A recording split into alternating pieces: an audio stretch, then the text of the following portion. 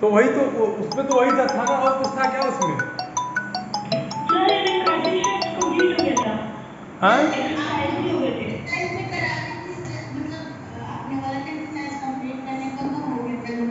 मैंने तो पूरा चैप्टर कंप्लीट कर दिया था बच्चा।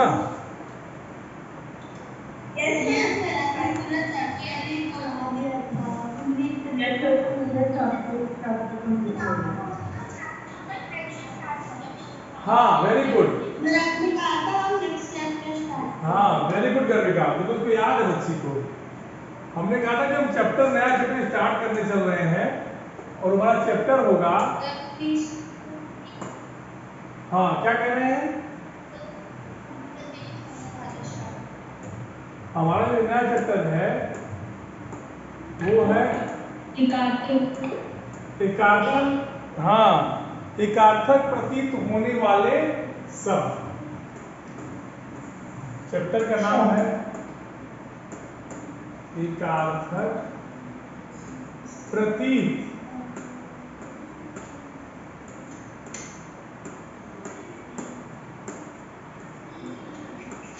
होने वाले शब्द। ठीक, ओके।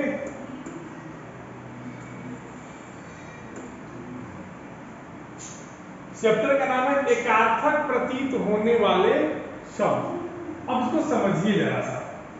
देखिए, आप जब किसी भी चीज के मूल चीज को समझ जाएंगे, आप जो पढ़ रहे हैं उसका मूल भाव क्या है, उसका सेंट्रलाइजेशन क्या है, उसका केंद्रीकरण क्या है, अगर आप इसको समझ जाएंगे तो आपको आने वाले आगे के पाठों में कोई दिक्कत कभी नहीं आएगी। अब पाठ का नाम क्या है? एकार्थक प्रतीत होने वाले शब्द। एकार्थक, एक अर्थक, एकार्थक मतलब एक अर्थ की तरह, मतलब एक अर्थ की तरह या एक अर्थ जैसा। क्या बेटा? समान अर्थ और एकार्थक दोनों सेम है कि नहीं है, नहीं। एकार्थक, देखिए क्या लिखा, पाठ का नाम है एकार्थक प्रतीत होने वाले शब्द, मतलब ऐसे शब्द प्रतीत माने होता है समझ में आना अथवा लगना, ऐसे शब्द जो देखने से एक अर्थ की तरह लगते हैं। जैसे ऐसा कोई दो ऐसे शब्द दिए गए हो जो आपको देखने से लगे कि दोनों एक जैसे हो।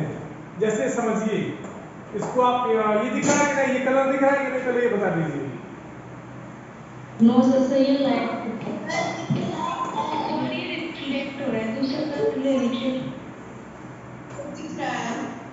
रुक जाओ, एक परेशान जैसे समझिए,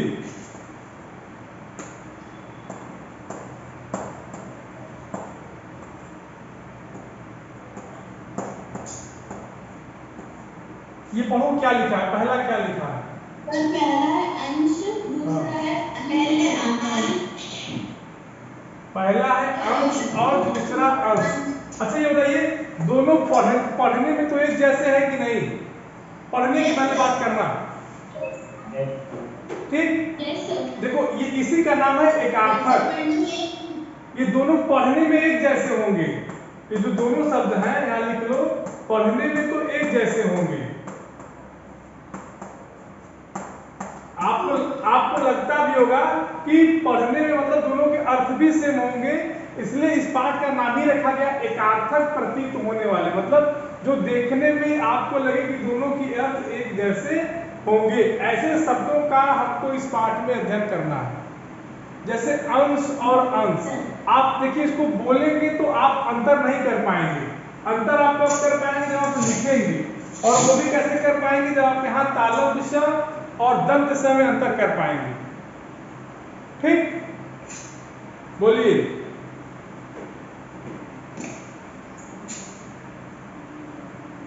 बेटा आवाज आ रही कि नहीं, ये बताइए। Yes sir. इतना समझ में आया? एकार्थक प्रतीत होने वाले शब्द ये समझ में आ गया इस उदाहरण से? यस, ठीक, यस सर। इसको मिटा रहे हैं। इसका माई कौन है जी? कौन है? अच्छा, ये जानते हो कि हिंदी भाषा में तो बहुत शब्द हैं। बोलिए, हिंदी भाषा जो है उसमें असीमित शब्द हैं। इतना पता है कि नहीं? या शब्दों का भंडार है हिंदी भाषा? Yes sir. हाँ,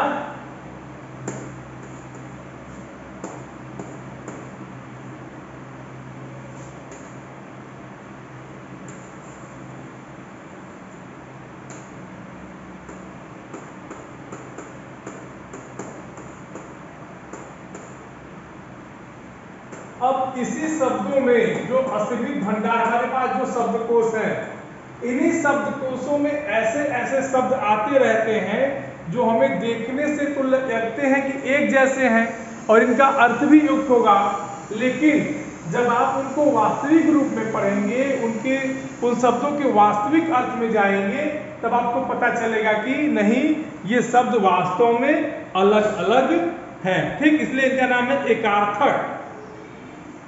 एक अर्थक या दो ऐसे शब्द ले लो जिनके अर्थ आपको लगे कि एकदम सेम ही होंगे। ये तो अंश और अंश, ये तो एक हो गया, किसी में दूसरा समझो। मान लो अगर हम कहें अधिक और पर्याप्त, अधिक और पर्याप्त, समझो। ठीक, अब आप देखो, अधिक भी एक शब्द है, पर्याप्त भी एक शब्द है कि नहीं? Yes sir. ठीक, अब आप कहोगे कि सर दोनों का अर्थ तो एक ही होगा। अगर आपसे बोला जाए तो आप सर दोनों का अर्थ तो एक ही है, इसमें अंतर क्या है? बोलिए। ठीक, आप कहेंगे सर इसमें दोनों में अंतर क्या है? आप तो पूछेंगे कि सर अधिक भी सेम है, कोई दिक्कत नहीं है, पर्याप्त भी कोई अंतर नहीं है, तो आखिर आप इसमें अंतर बताना क्या चाहते हैं? बोलिए।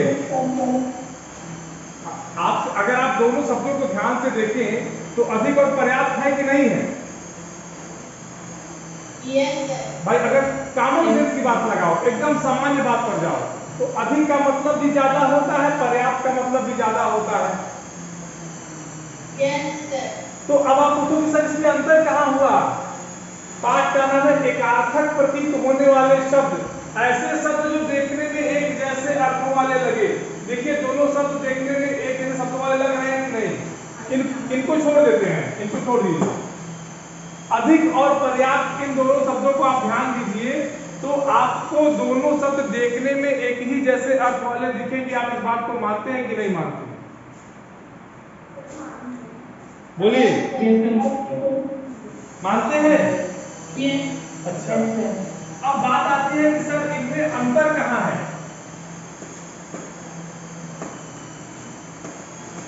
अब बात ये आती है बच्चा कि इसमें अंतर कहाँ है, अधिक और पर्याप्त में अंतर कहाँ है? तो समझो अधिक और पर्याप्त में अंतर कहाँ है? अधिक का मतलब होता है बहुत ज्यादा। अधिक का मतलब क्या होता है? जितना आपको आवश्यक हो, आवश्यकता से भी ज्यादा, आवश्यकता से भी ज्यादा। और पर्याप्त क्या होता है? जितना आपको चाहिए, हाँ, जितना आपको चाहिए, आवश्यकता के अनुरूप। हाँ, आवश्यकता के अनुरूप। नोट कर लीजिए इसको। तो अब समझ गए एकार्थक प्रतीत होने वाले शब्दों के बाद? बताओ, यस समझे? Sir yes sir. यस। क्या बच्चा? सर अनुरूप मतलब? अनुरूप, अनु माने अनुरूप में अनुपसर्ग है, क्या मतलब होगा इसका? यस अरे यस सर नहीं, इसका अर्थ बताए हैं अनुरूप का। यस सर का काम मत चलाओ। अनु माने? अरे क्या है? बताओ जी, अनुरूप का क्या अर्थ बताए हैं? कौन बताएगा?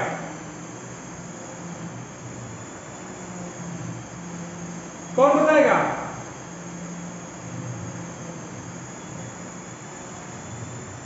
अनुरूप का अर्थ कौन बताएगा? एंजल, अरहान, गर्विका, प्रतीक्षा। क्या हो गया बच्चा? कौन बताएगा?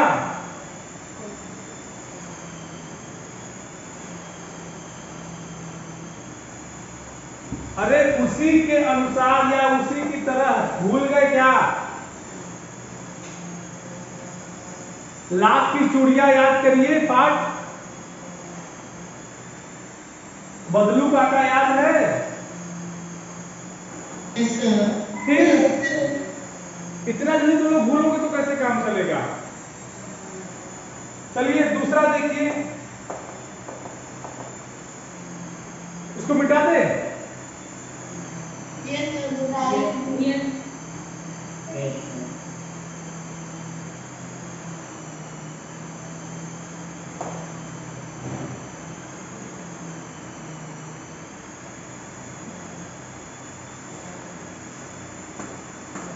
दूसरा शब्द लो।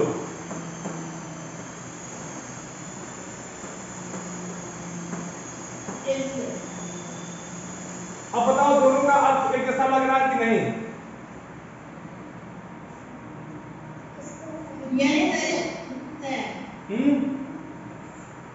आपके परीक्षा में आता है सभी प्रश्न अनिवार्य हैं, याद है? आपको जब पेपर मिलता होगा तो उसमें पहली लाइन लिखी होती है कि सभी प्रश्न अनिवार्य हैं। इसका क्या मतलब है? सर यानी सभी प्रश्न नहीं, अरे ये तो मतलब हुआ ही कि सभी प्रश्न जरूरी है। इसका एक मतलब ये भी तो हुआ कि अगर कोई प्रश्न नहीं करेंगे तो काम नहीं चलेगा। ये भी तो अर्थ हुआ। बोलिए। तो अनिवार्य का मतलब होता है जिसके बिना संभव न हो।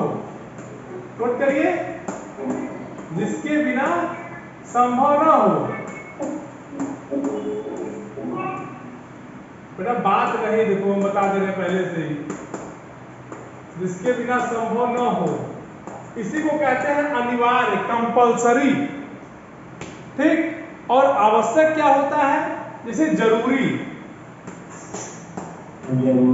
ठीक। जरूरी मतलब जो अगर न रहे तो भी काम चल जाएगा, लेकिन है तो अच्छी बात है, उसी को कहते हैं आवश्यक। बोलिए, कोई दिक्कत?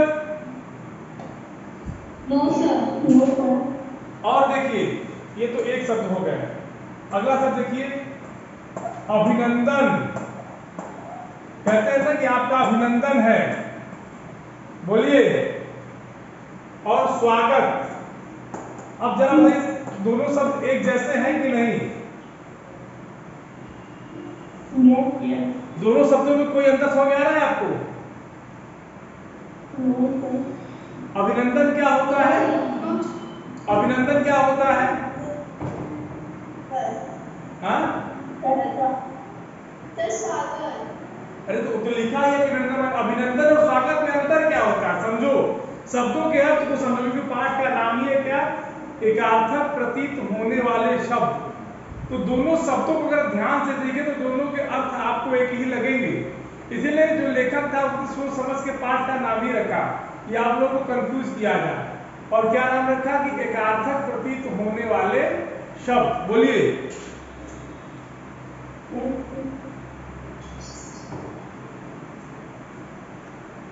बोलो भाई, कोई दिक्कत किसी को? अब देखिए अभिनंदन क्या होता है? अभिनंदन होता किसका? अच्छा ये बताओ।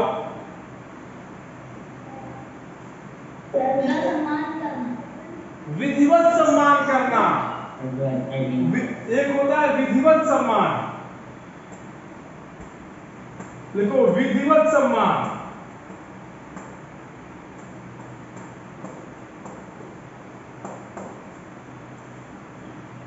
ठीक।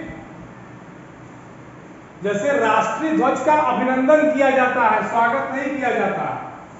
आप जब इंडिपेंडेंस डे पे देखते होंगे तो वहां जो हमारा नेशनल फ्लैग होता है, राष्ट्रीय ध्वज का अभिनंदन होता है। ठीक। स्वागत कब होता है? वेलकम, जब कोई आता है। स्वागत कब होता है? किसी के आने पर। देखिए हाँ, जैसे आप देखिए किसी के दरवाजे पर लिखा होता है वेलकम, स्वागतम लिखा होता है ना। Yes, sir. हाँ, तो लिखिए किसी के आने पर सम्मान प्रकट करना।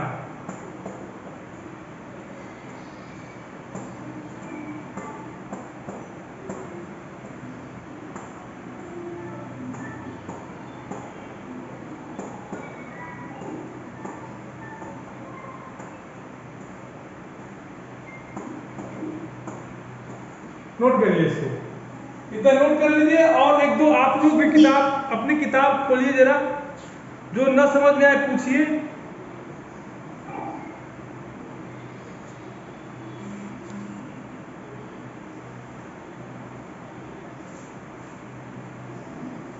अपनी बुक ओपन करिए, जहां आपको न समझ में आए पूछिए तो 1 मिनट। Okay, sir. सब लोग अपनी अपनी किताब ओपन करें और पाठ खोलिए। पाठ नंबर 12, एकार्थक प्रतीत होने वाले शब्द। और उसमें से शब्दों को पढ़िए, जिन शब्दों को आपका अर्थ न समझ में आता हो उसको पूछिए। पाठ का नाम है एकार्थक प्रतीत होने वाले शब्द। मतलब ऐसे दो शब्द आपको दिखेंगे जिनको देखने से आपको ये लगेगा कि अरे दोनों के अर्थ तो एक ही हैं, फिर इनमें वास्तविक अंतर क्या है। इसी वास्तविक अंतर को हमको इस पाठ के अंतर्गत पढ़ना है। बोलिए, समझ गए? प्रशंसा, प्रशंसा समझ में आया? समझ में आया? चारू, सर, अध्यक्ष और सभापति में क्या अंतर है? हाँ वेरी गुड। अध्यक्ष और सभापति में क्या अंतर है? ठीक है। हाँ, एक मिनट, इसको मिटा दें। Yes, sir. ठीक,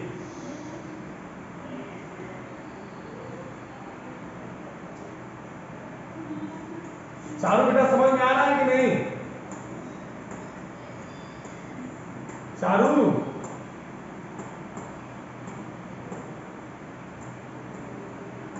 देखिए सभापति को समझिए। इसमें दो शब्द हैं, सभा और दूसरा है पति।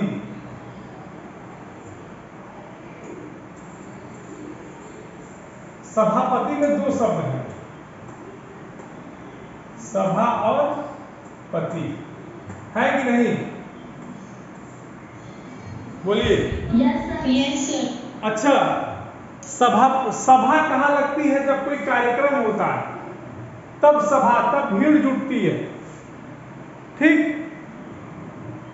तो किसी कार्यक्रम, मान लो कोई कार्यक्रम हो रहा है, किसी कार्यक्रम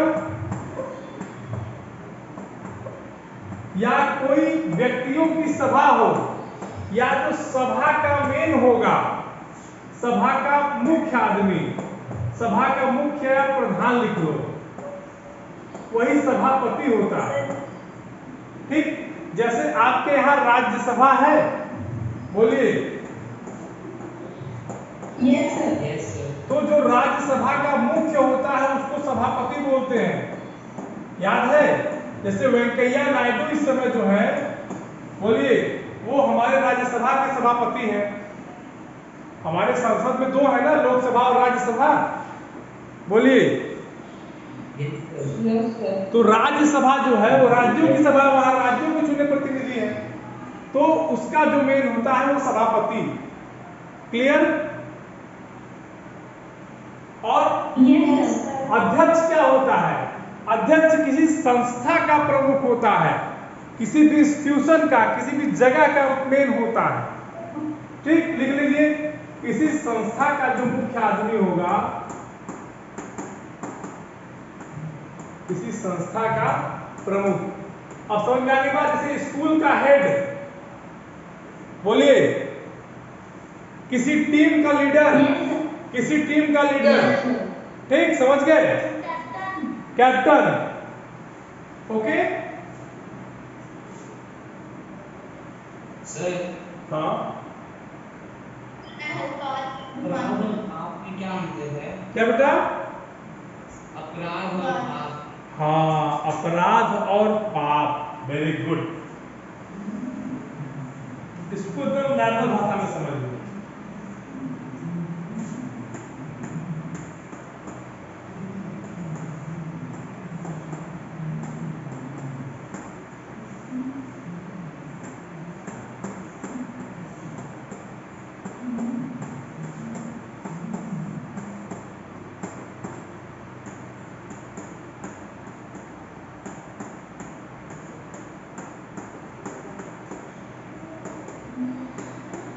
इसको जरा पढ़ो, पढ़ के हमको बताओ।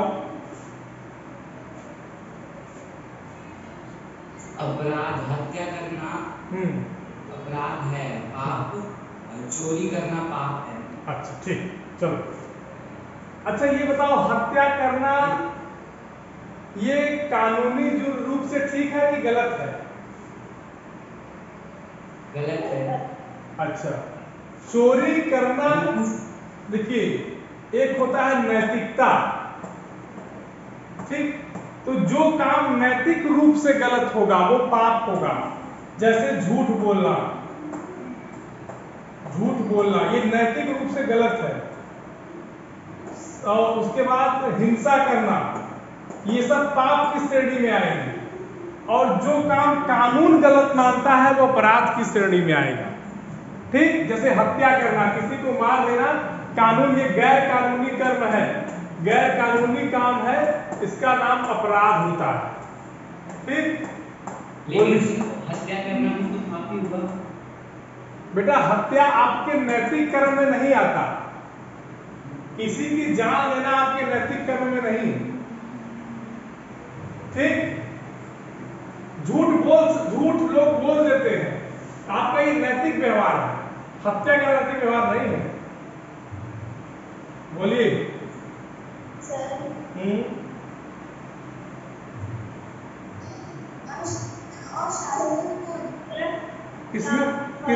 किसमें बेटा?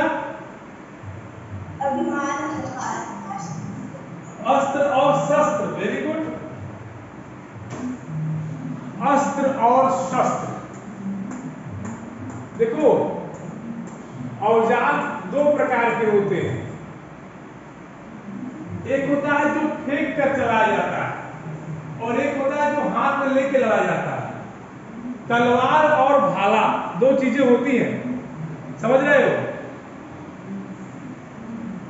Yes sir.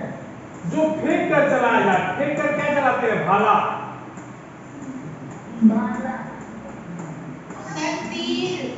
तीर। और शस्त्र क्या होता है? जिसको आप हाथ में लेके युद्ध कर सकिए, ठीक? गदा, हाँ हाथ में लेकर चल, गदा, तलवार, डंडा, गुड, डंडा। कौन डंडा बोला है जी? कौन डंडा बोला है?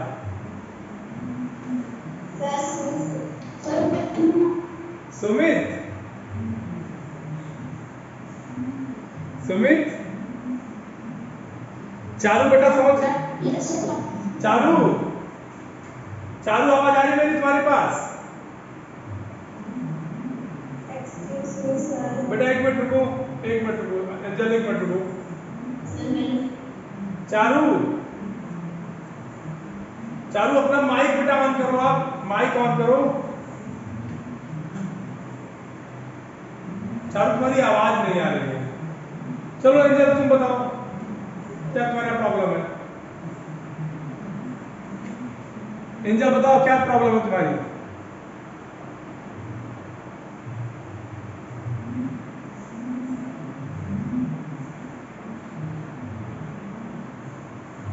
मृत्यु और निधन में क्या अंतर है? हाँ? मृत्यु और निधन में। मृत्यु। Very good. निधन, अच्छा, आपने अखबार में एक चीज पढ़ा है,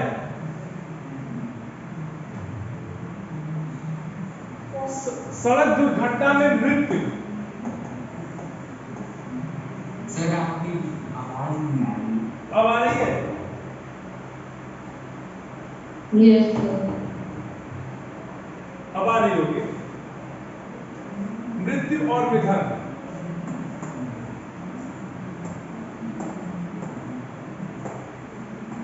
देखो, जब व्यक्ति की प्राकृतिक मौत हो तो वो निधन होता है, और जब किसी दुर्घटना की वजह से अगर मौत हो तो मृत्यु होती है।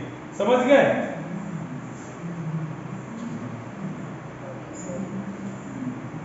पेपर पढ़ते हो ना? सर क्या कोई बीमारी से मरेगा? नहीं, तब निधन निधन निधन आप पढ़ते हो ना, लंबी सुनो, एक मिनट जरूर, आप पढ़ते हो ना कि लंबी बीमारी के बाद उनका आज निधन हो गया। अखबार पढ़ते हो ना? यस। कभी ये तो नहीं लिखा ना कि लंबी बीमारी आज वो मृत्यु हो गई उनकी। क्या बच्चा?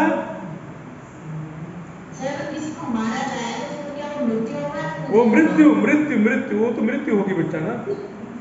दुर्घटना के वश जो मरेगा वो मृत्यु में जाएगा। Okay sir. हाँ बताइए, और किसी कोई दिक्कत? सर उद्योग और प्रयास में क्या अंतर है? उद्यम और प्रयास में क्या अंतर है, यही पूछ रहे हो ना? Yes sir. पहले क्लियर करो आवाज, क्या पूछ रहे हो? सर उद्योग और प्रयास में क्या अंतर है? उद्योग और यस सर। ठीक। अच्छा, उद्योग में आप क्या समझते हैं, हमको ये बताइए, क्या समझते हैं उद्योग माने? मेहनत करना। अब प्रयास माने? बहुत सही, कोशिश। बस अब समझ गए? कोशिश। अब समझे कि नहीं? परीक्षा, सुनो, परीक्षा में पास कर, मेहनत भी तो करता है। सुनो, अरे सुनो भाई, आपको गणित नहीं आती है तो आप उसको सीखने की कोशिश करते हो, बताओ।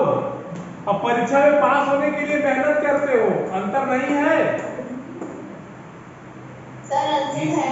फिर और कोई दिक्कत?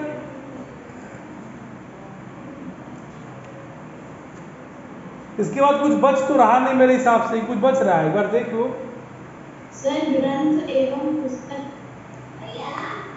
अरे कौन है जी? कौन बोला है भैया? सर मैं बोला। हाँ, ग्रंथ और पुस्तक। देखो, जो हमारे धार्मिक पुस्तकें होती हैं वो ग्रंथ बोलते हैं, उसके अलावा जो अन्य पुस्तकें हैं उन्हें पुस्तक बोला जाता है। समझ गए? Yes sir. लेकिन ग्रंथ में तो एक तरह की पुस्तक ही है। नहीं, धार्मिक पुस्तकों को ग्रंथ बोला जाता है एक तरह, इसीलिए कहा था कि एकार्थक प्रतीत होने वाले शब्द इसका नाम ही पाठ का है, तभी तो आपको एक जैसा लग रहा है। यस। इसका नाम क्या है? एकार्थक। आपको लगेगी नहीं तो दोनों के अर्थ तो समान है, अंतर क्या है? लेकिन है उनमें अंतर, इसी अंतर को हम, हाँ। अच्छा, इसके अभ्यास पर आए, अभ्यास देखा जाए इसका। Yes yes sir.